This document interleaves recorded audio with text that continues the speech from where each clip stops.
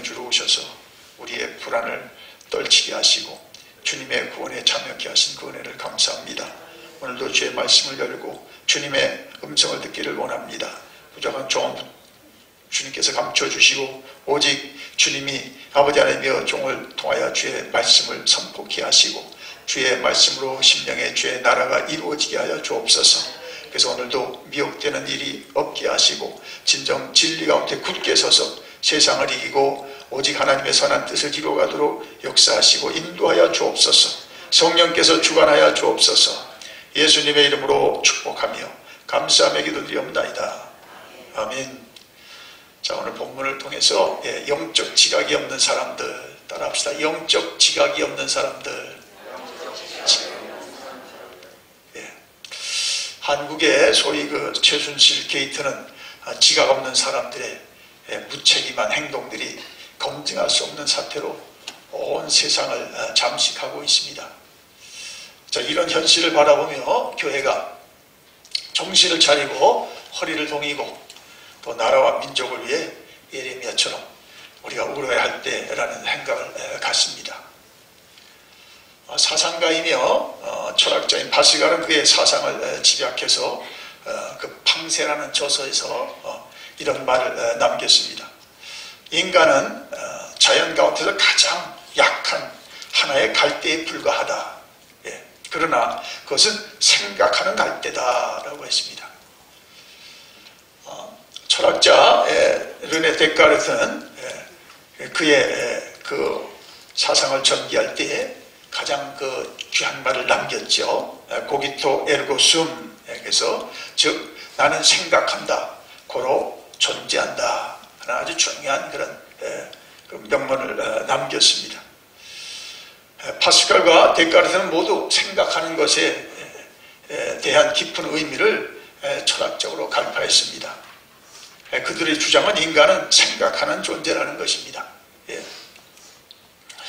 자, 오늘 그 본문의 그 15절에 예수님께서 바리새인과 헤롯의 누룩을 조심하라고 경계하셨습니다. 그들은 당시에 그 정말 지각 없는 자들의 대표요, 나아가서 영적 질서를 파괴하는 그런 부류 사람들이었습니다. 자, 오늘 그 15절에 보니 말씀에 8장 15절에 예수께서 경고하여 이르시되 삼가 바리새인들의 누룩과 헤롯의 누룩을 주의하라 하시니 그랬습니다. 자, 여기서 이 15절에서 경고하여 그랬습니다. 경고하여. 그것은 디에스텔레토라는 그런 단어로 되어 있는데 이 단어는 예수님이 여러 차례 지시하고 당부하신 것을 강조하여 한 말입니다. 또 그 15절에서 누룩을 주의하라 그랬습니다. 주의하라. 그것은 블레페테라는 단어로서 이 말은 주의하고 식별하면서 감시할 필요성이 있음을 그런 강조한 말입니다. 자, 본문에 두 가지 것을 경계하고 주의해야 한다고 말씀하셨습니다. 첫째는 바리새인의 누룩입니다. 자, 그 누룩은 성경에서 좋은 의미로 또 사용됐지만 천국은 누룩과 같다. 그래서 이렇게 참 번성하게 확장되어가는 것을 얘기했지만 대개는 부패와 타락 또 범죄에 대해서 많이 사용되었습니다. 그리고 보이지 않지만은 점진적으로 증가하고 팽창해가는 악을 의미할 때 많이 쓰여졌습니다. 자, 바리새인의 누룩이 무엇입니까? 자, 그것은 예수님이 일관되게 아주 책망하셨던 그 신앙의 형식주의입니다. 행동의 위선과 극단의 편협성을 의미합니다. 즉 외식주의가 바리새인의 누룩입니다. 그럼 신앙의 외식주의가 뭘까요? 신앙의 외식주의. 봉사는 하지만 행복이 없습니다. 헌금을 하지만 감사가 없습니다. 찬양을 하지만 감격이 없습니다. 예배는 드리지만 은혜가 없습니다. 구제는 하지만 기쁨이 없습니다. 거룩한 것 같아도 사실은 아주 속됩니다. 열심은 있는 것 같아도 사실은 형식적인 건성입니다. 자, 이와 같은 외식의 특징은 믿음의 행위가 자기 자신에게 초점이 맞춰져 있는 겁니다. 자, 우리의 신앙의 초점은 누구에게? 우리를 구속하신 그리스도에게 초점을 맞춰야죠. 근데 초점이 누구에게? 자기에게 있는 겁니다. 여러분, 그래서 누가복음 18장에 바리새인이 기도하는 장면을 보세요. 그런 사람들이 많이 출몰하는 곳에 나가서 손을 들고 기도합니다. 기도하는데 하나님이여, 나는 다른 사람들 곧 토색 불이 간음을 하는 자들과 같지 아니하고 이 세리와도 같지 아니함을 감사하나이다. 나는 1회에 2번씩 금식하고 또 소득의 11조를 드리나이다. 이런 기도를 드립니다. 자, 이게 무엇입니까? 그것이 초점이 자기한테 있으니까 자기가 잘하는 것, 자기가 행하는 것을 과시하고 자랑하는 것입니다. 그래서 은혜 가운데서 우리가 기쁘게 감사해야 할 것인데 그게 자기 자랑이 되는 것입니다.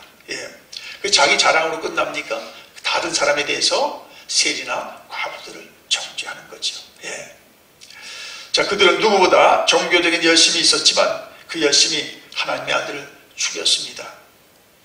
그 열심이 죄인을 단죄하였습니다. 그 열심이 자기 영광을 추구하였습니다. 자, 오늘이라고 다를 바 없습니다. 그래서 예수님은 바리새인의 누룩을 조심하라 경계하셨습니다. 자, 두 번째는 헤롯의 누룩을 주의하라고 했죠.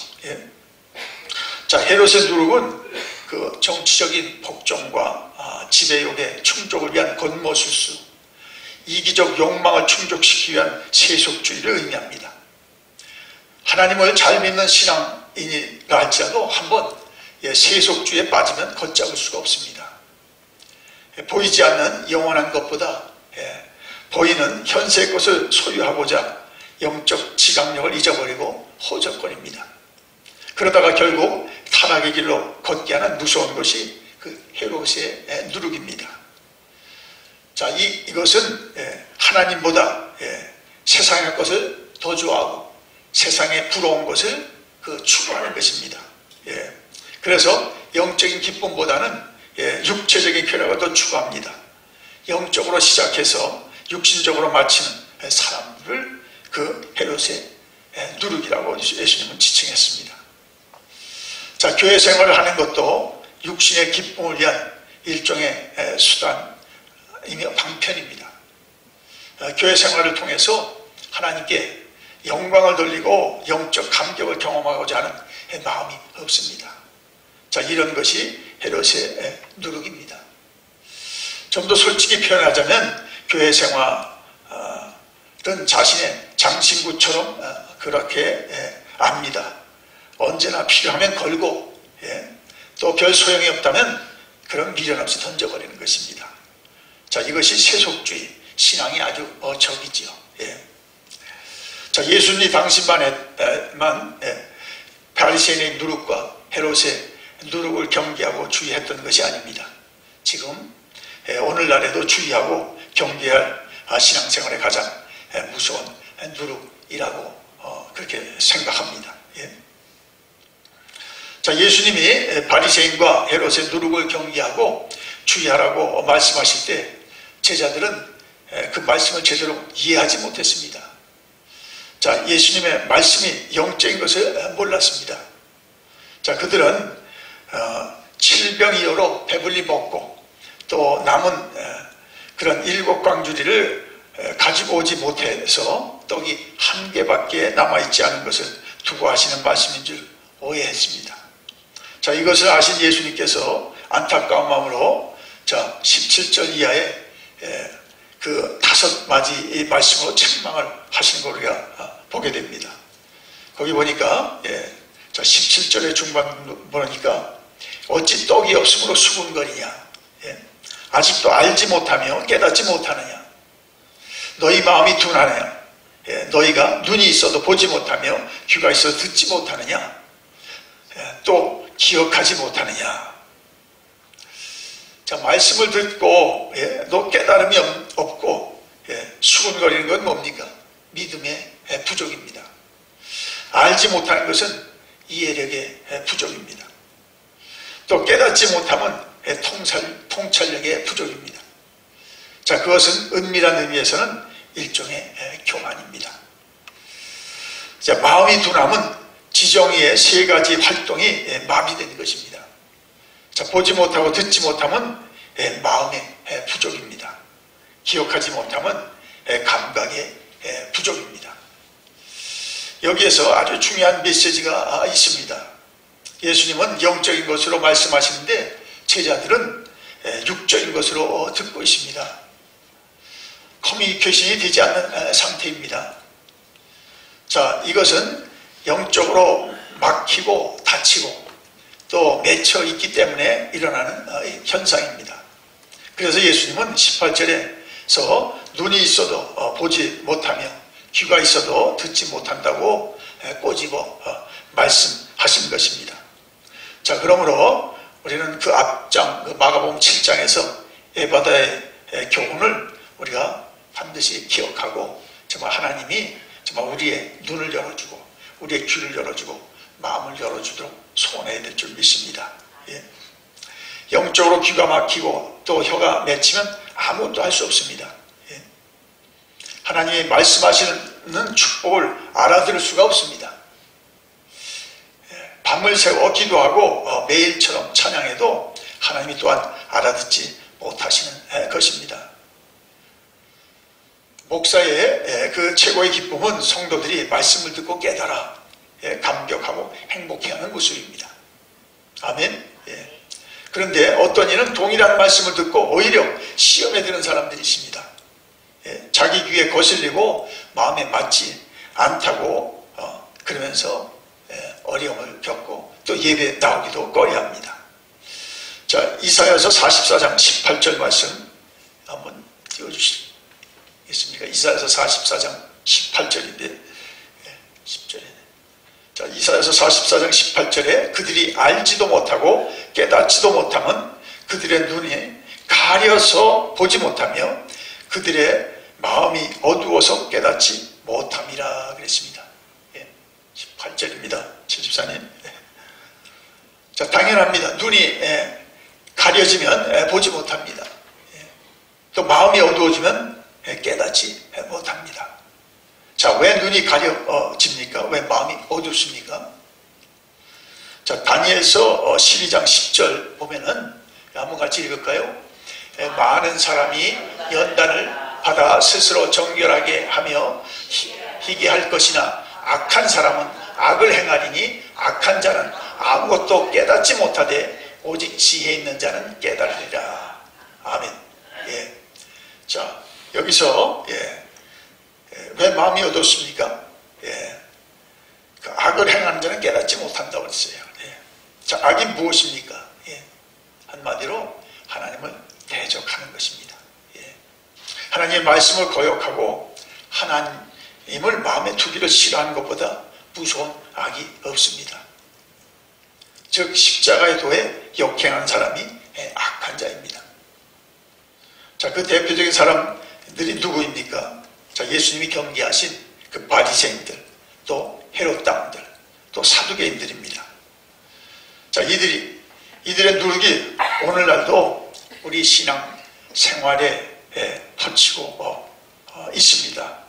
그래서 주님은 말씀을 통해서 주의를 주시는 것입니다. 왜냐하면 그 같은 누룩이 퍼지는 것보다 불행한 일이 없기 때문인 것입니다. 영적 지각이 없는 사람들, 바리새인들과 헤롯 당원들과 사두개인들은 접어두고서라도 예수님의 말씀을 분별하지 못하고 동문서답하는 제자들의 영적 미련함에서 우리는 많은 생각을 하게 됩니다. 자, 이와 같은 현상은 현재 우리 신앙생활의 현장에서도 일어나고 있습니다. 우리가 조그만 주의를 게으르하면 똑같이 영적 지각이 없는 사람들이 된다는 것을 간과해서는 안 됩니다. 영적 지각이 없는 사람들로 인해서 교회가 어지럽게도 됩니다. 또 사실상 또 하나님의 사람들이 믿음에 파손하는 경우도 바로 그 영적 지각이 없는 사람들로 인한 것입니다. 자, 성도 여러분, 진리 안에서 바른 신앙생활을 할 수 있기를 예수님의 이름으로 축원합니다. 이상한 가르침과 또 행위를 마치 하나님의 능력인 양 호도하는 어리석은 유혹에 빠지지 마시기 바랍니다. 오직 말씀에 대한 바른 이해를 갖고 영적으로 성숙한 믿음의 사람이 되기를 축원합니다. 자, 오늘날도 바리새인과 사두개인의 누룩 같은 가르침이 행행하고 있습니다. 그래서 경계하고 주의하라고 주님께서 제자들에게 당부하신 것처럼 오늘도 교회 지도자들은 성도들에게 당부합니다. 자, 그럼에도 그 당시의 의제자들처럼 오늘날도 동문 소답하면서 깨닫지 못하는 미련한 성도들이 있다는 건 참 크게 마음 아픈 일입니다. 성도 여러분, 지금 당장 눈앞에 벌어지는 어떤 현상을 축복이라고 가르치는 것에 현혹되는 어리석은 사람이 되지 않게 되기를 바랍니다. 우리는 눈에 보이는 것을 추구하지 않고 눈에 보이지 않는 것, 그러나 눈에 보이는 것도 눈에 보이지 않는 영원한 것으로부터 비롯된 줄 믿습니다. 그래서 정말 우리 주님이 십자가를 통해서 우리에게 구속하시고 우리에게 주신 모든 영적인 것을 우리가 참 세상의 것으로 바꾸어 만들 것입니다. 그 세속주의는 무엇입니까? 영적인 것을 세상의 것으로 바꿔버리는 것입니다. 그러므로 우리에게 참으로 큰 신앙의 그런 걸리며 그런 방해인 것입니다. 자, 요한일서 5장 20절하고 21절 말씀 한번 같이 읽겠습니다. 또 아는 것은 하나님의 아들이 이르러 우리에게 지각을 주사 우리로 참된 자를 알게 하신 것과 또한 우리가 참된 자 곧 그의 아들 예수 그리스도 안에 있는 것이니 그는 참 하나님이시요 영생이시리라. 아멘. 자녀들아, 너희 자신을 지켜 우상에서 멀리하라. 자, 그래서 아까 20절에서 우리에게 누가 지각을 주신다고 그랬어요? 예수 그리스도께서 우리에게 지각을 주신다고 하셨습니다. 아멘. 자, 그래서 우리로 하나님을 알게 하고, 그리고 그리스도 안에 있는 것이 참 하나님의 영생이라는 것을 우리가 지각하고 깨닫게 된다는 것이죠. 그래서 나아가서 너희 자신을 지켜 우상에게서 멀리하라. 이게 다 세속주의, 또 그 현실주의, 또 그 형식주의, 이게 다 우상과 같은 것입니다. 자, 그러나 우리가 그리스도로 지각을 얻으면 어떻습니까? 이런 것에서 우리가 이기게 되고 벗어나게 되고 우리가 바르게 신앙 가운데 설 줄 믿습니다. 사랑하는 여러분, 바른 말씀의 초석 위에 견고히 서시기 바랍니다. 영적으로 올바른 지각을 가지시기 바랍니다. 그리고 주님이 말씀하시는 표대를 똑바로 바라보고 날마다 앞으로 나아가시기 바랍니다. 우리가 그리스도를 가까이 하면 어떻습니까? 그리스도가 영적으로 주신 것을 우리가 사모하게 되고 그 영적인 것으로 우리의 영적 그 지각력이 이제 커지는 거죠. 그래서 우리가 세상의 것을 이기는 겁니다. 그렇지 않으면 어떻습니까? 우리가 외식주의, 또 형식주의에 빠져서 우리가 신앙을 정말 세상의 것으로 바꾸고 우리의 신앙이 자라가지 못하는 것입니다. 사랑하는 여러분, 진실로 주님이 주의하라는 것, 우리가 그 바리새인의 외식주의를 주의하고 또 헤롯 당과 같은 현실주의, 세속주의를 주의하십시다. 그리고 진정 정말 주님의 말씀을 깨닫고 우리가 영적 분별력과 지각을 갖고 우리가 바른 신앙으로 주님 앞에 나아가며 쓰임받기를 예수님의 이름으로 간절히 축원합니다. 거룩하신 주님, 이 아침에 주의 말씀을 듣고 우리의 신앙을 점검합니다. 우리가 영적으로 시작했다가 또 세상적으로 미혹받아 빠져나가는 것은 없습니까?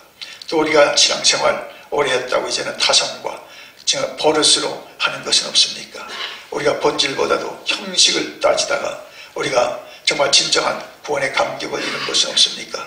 우리를 불쌍히 여겨주시고 우리에게 지각을 주신 주님 앞에 우리가 나아가며 그 주님으로 날마다 우리가 바른 지각을 갖고 미혹하는 것을 벗어나고 온전히 하나님의 거룩한 종들로 승리하게 하여 주옵소서.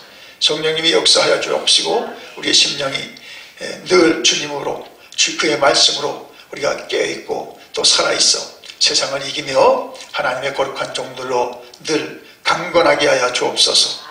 예수님의 이름으로 축복하며 감사하며 기도드려